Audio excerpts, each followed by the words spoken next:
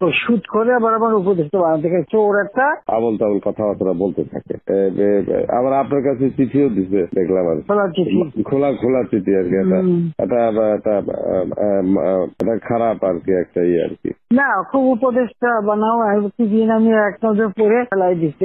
আমার উপদেষ্টা লাগবে না, এই দেশটা আমার বাপের, আমার বাপ স্বাধীন করে দিয়ে গেছে। আমি জানি এই দেশ আমি চিনি। এখানে আমি বাংলাদেশে বসে বসে কথা বলার তো শুট করে আবার আমার উপদেষ্টা বানাতে গেছে চোর একটা। ও বলছে গ্রামীণ ফোনের সব ইনকাম গ্রামীণ ব্যাংকে যাবে, যে টাকা গ্রামীণ ব্যাংক গরিব মানুষের সাহায্য করবে। আর এই কথা করে আমার কাছে ওই গ্রামীণ ফোনের ব্যবসা দিয়ে ইউজ একটা টাকা পর্যন্ত গ্রামীণ ব্যাংকে দেয় নাই। আমি 400 কোটি টাকা গ্রামীণ ব্যাংকে দিচ্ছি, 400 কোটি টাকা। ওটা তার অন্যান্য প্রতিষ্ঠানে লাগাচ্ছি আর কি। না, তখন গ্রামীণ ব্যাংক ফাইলে বক্সে ঢুকাই দিচ্ছে। গ্রামীণ ব্যাংক তখন ওই শেষ হয়ে চলে যাচ্ছিল, ওর বদলতে গ্রামীণ ব্যাংক মাঠে বসে গেছিল। ও তো সব ব্যাংকের সব টাকা তো লুচি খেয়ে গেছে। তখন আমি প্রথমে 100 কোটি, তারপর 200 কোটি, তারপর আবার 100 কোটি, এটা 98 সালে দিচ্ছি, চালু রাখছি।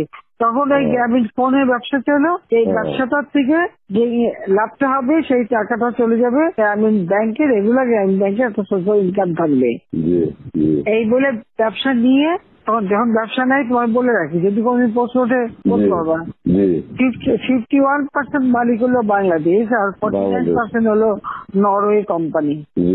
আর এখন যে দেখো সব সে ব্যবসা নরওয়ে কোম্পানির কাছে, তার নিজের কাছে বোধহয় 10 ভাগ বা 15% মতন হয়তো থাকতে পারে, সমস্ত সে বেঁচে খেয়েছে। আর একটা টাকা কোনদিন গ্রামীণ ব্যাংকে এখান থেকে দেয় নাই। আর আমরা সবচেয়ে বেশি ফ্যাসিলিটি তাকে দিচ্ছিলাম, রেলওয়ে, ফাইবার অপটিক ব্যবহার থেকে শুরু করে সবকিছুতে তাকে এক্সট্রা সুযোগ দেওয়া হয়েছিল। ওইভাবেই তো গ্রামীণ ফোনটা তো অন্যদের থেকে সে সবচেয়ে বেশি সুবিধা পাইছে। চোর একটা রক্ত চুষে খাইছে সব।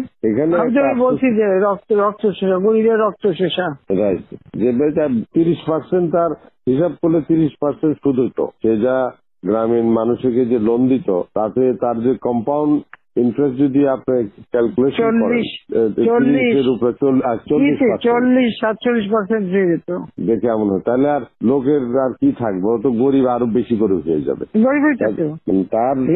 হিলারি ক্লিন্টনে, তোমরা তো ইতিহাস জানো না, হিলারি ক্লিন্টনে নিয়ে গেছিল যশোরে, তার হাত দিয়ে গ্রামীণ ব্যাংকে ঋণ দেওয়ালো। এরপর সেই লোকগুলি সাধারণ গরিব লোক, হরিজন গ্রুপ, তারা ওই এলাকায় আর থাকতেই পারে নাই, কারণ ওই ইন্টারেস্ট দিতে দিতে দিতে তারা ফকির হয়ে নিজের যে বাড়িঘর ভিটা মাটি তাও কেড়ে নিয়ে গেছে। তারপরে তারা ওই এলাকা থেকে হারাই গেছে। দেন আমি খুঁজছি একজনের পাশে খাগড়াছড়ি, সেখানে যে এসে কাজ করে খায়, আর একজন বোধহয় নীলফামারী নদী আসবে কোথায়, যে এরা ওই পরিবার সদস্য ওই এলাকা থেকেই হারাই গেছে।